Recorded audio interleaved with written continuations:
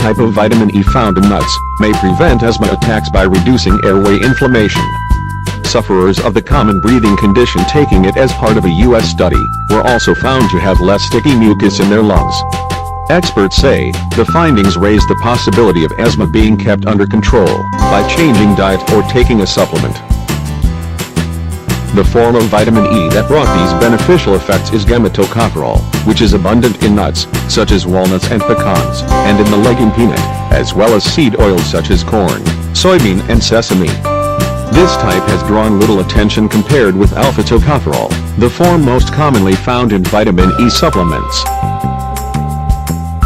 We started looking into vitamin E because epidemiologic data suggested that people with high amounts of vitamin E in their diet were less prone to asthma and allergic disease, said senior study author Professor Michelle Hernandez from the University of North Carolina School of Medicine.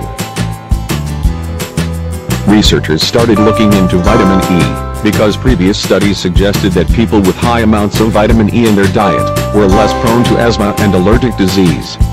However, they also knew that the alpha isoform seems to be associated with an increased risk for hemorrhagic stroke, they said. So they began looking more closely at gamma-tocopherol. While the alpha isoform does have antioxidant activities, gamma-tocopherol has both an antioxidant and a very unique anti-inflammatory action as well, said study first author Alison Burbank.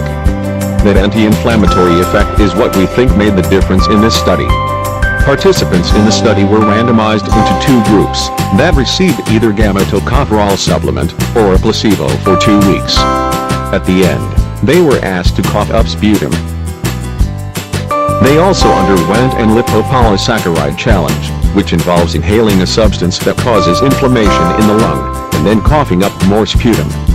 After a 3-week period break from taking anything, the group that took the supplement for the first 2 weeks, then took the placebo for the second period.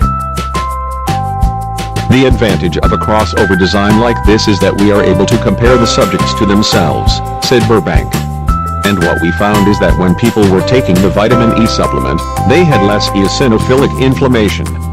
In addition, those who were taking vitamin E were also found to have lower levels of proteins called mucins, which affect the stickiness of mucus. Mucins are often elevated in asthmatics. The fact that the supplement targeted the eosinophils, the main cells we worry most about in asthma treatment, was really telling, said Hernandez. And we were also excited to see that the supplement had an effect on how mucus moves through the airway. When there are fewer mucins, the mucus is less sticky and patients are able to clear it better, which means there isn't as much pro-inflammatory mucus staying in the lungs. Hernandez said that the next step is to expand the scope of the study.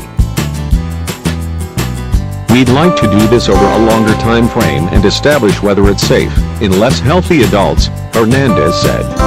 We want to see if there are any unanticipated effects of the supplementation regimen.